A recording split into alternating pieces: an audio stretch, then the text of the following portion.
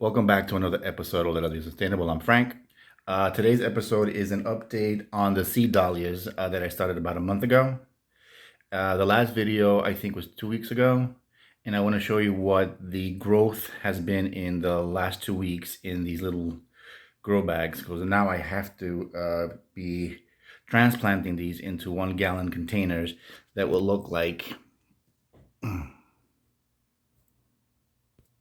Oh, wait, sorry, like this. This is exactly 1 gallon grow bags. And the reason I'm growing in that is because these are the seedlings, and I'm going to evaluate them growing in those containers to see if they bloom the way I am expecting them to bloom. If they don't, they're not going to make the cut. So I will just cull them automatically, not wasting a lot of space for evaluation.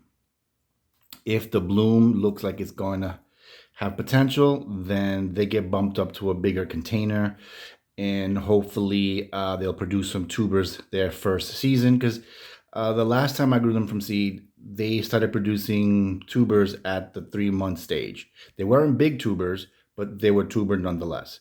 So let me show you what they look like, and we'll get to it. Okay, so this is what the growth has been since they've been in this. Look at the size of that. Look at that. Look at that. See? This is a seedling of Calcian Joy. There are many others in here. And this one is a seedling from Boom Boom. Not much growth, but still, you can see where the roots have gone through the bag. And that's the idea, that they get air pruned and create a good root structure. Here we have seedlings from one of my personal crosses.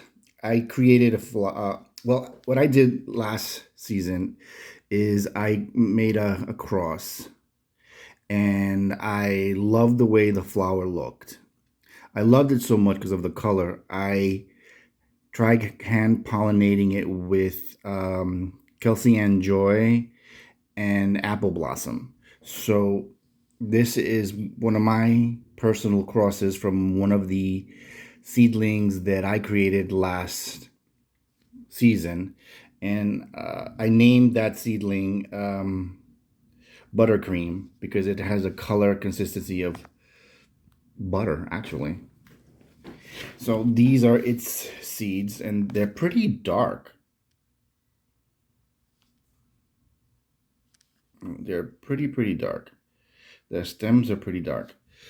The flowers are pretty dark. I also have a seedling from Odyssey. Great seed parent. So I'm hoping this has good potential. I also have a few seedlings of Ray-Ban Royale, and they're coming up nicely in the bags. And you can see there's another, it's starting to sprout from the bottom as well. So that's going to be a nice bushy little plant. Now, in the last video, you had seen that I had transferred some seeds from the napkins into these grow bags, and this is what they look like now. So yeah, they've straightened up and they sprouted up. So the next time I make a video, I will have them tagged and labeled in these 1-gallon grow bags, and they should be outside in the field so that I can further evaluate them and find out which will make the cut for 2024 blooms for the following season. So listen, growing from seeds, it's fun. If you want to be a dahlia breeder, listen, but try it. It's fun. I can't stress how fun this is. and especially not knowing what the blooms are going to look like. But it is fun.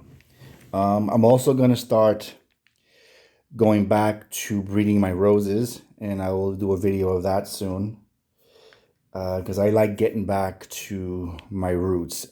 Because I am applying, excuse me, I'm applying everything I learned rose breeding to dahlia breeding. The only difference about dahlia breeding that I find difficult is that I can't research the lineage. Like, I can't find out what crosses were done to produce a certain cultivar. Where with roses, I can do the research and find out what the great grandmother was or the great grandfather was.